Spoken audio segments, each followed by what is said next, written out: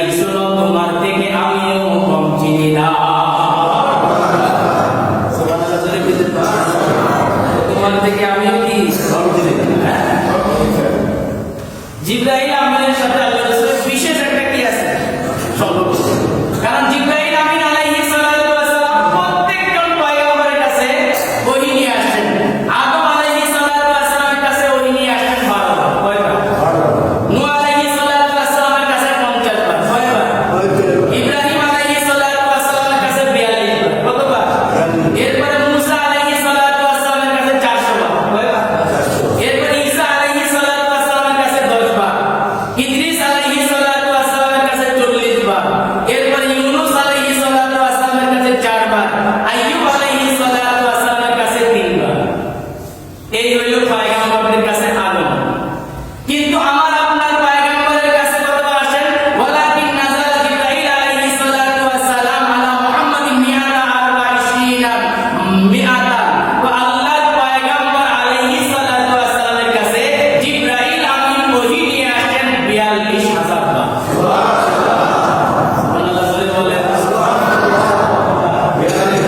Daily হিসাব করলেও daily হিসাব করলেও কেন আসে? একদিন বলে আমি কল্লাবুল মাশারিকা ওয়া মাগারিবা মা রাআইতু মিসলা মুহাম্মাদিন। আমি জিবরাইল আদম নবী থেকে নিয়ে মুহাম্মদ আলাইহিস সালাতু ওয়াস সালাম পর্যন্ত নিয়ে আসলাম। আমি জিবরাইল পৃথিবীর শুরু থেকে এই পর্যন্ত দেখতেছি মা রাআইতু মিসলা মুহাম্মদ, মুহাম্মদের মতো এমন উত্তম আখলাকওয়ালা মানুষ আমি পাইনি। সুবহানাল্লাহ। কে স্বীকার করে? আল্লাহ। কে স্বীকার করে? বলেন না, কার স্বীকার করতে? জিবরাইল আমিন বলেন যে মুহাম্মদের মতো এমন মানুষ আমি অনেক সময় এমনিতে এসে বসে থাকে। অনেক সময় কি এমনিতে এসে বসে থাকে, ওই নাই।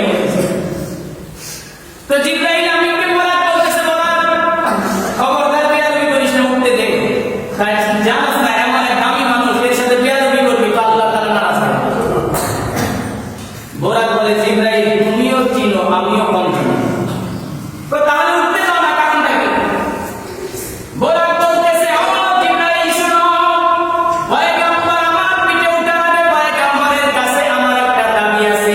পয়গম্বর যদি দাবিটা পূরণ করে তাহলে উঠতে দেব। সুবহানাল্লাহ, সুবহানাল্লাহ। বলেন তো দেখি বোরাক পরিবার দাবি করে কার কাছে? জিবরাইল পয়গম্বর বলেন তুই তো পাহাম, তোর আবার কিসের দাবি? বলে হ্যাঁ দাবি আছে, বল তোর দাবিটা কি? বোরাক বলে আমি শুনেছি পয়গম্বরকে যেদিন জান্নাতে ঢুকানো হবে, পয়গম্বর যেদিন জান্নাতের দিকে রওনা করবেন সেই আরোহী হবে বোরাক। পয়গম্বর যদি আমার ওয়াদা দেয় সেই দিন যেই বোরাকে যাবে সেটা যেন আমি হই, যদি মানতে পারে তাহলে উঠাবো। আল্লাহ জোরে বলে পয়গম্বর যদি আমার পিঠে উঠতে চায় তাহলে আমি এখন উঠাবো।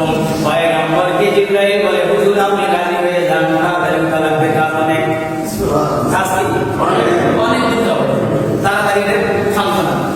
আল্লাহ পয়গম্বর ওনাকে বলে ওয়াদা দিলাম আমি পয়গম্বর যেদিন জান্নাতে যাব রে, আমার আরোহণের বাহনটা যে হবে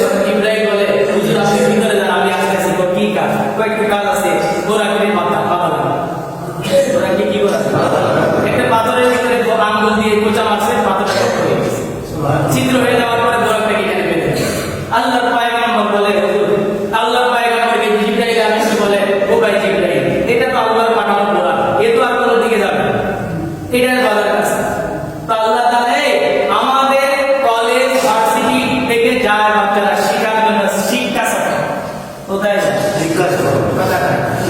কোথায় যায় শিক্ষা সফরে যায় যায় কোথায় কুয়াকাটা সুন্দরবন বান্দরবন খাগড়াছড়ি রাজবাড়ী এগুলো শিক্ষার জায়গা কি কোথায় হ্যাঁ আল্লাহ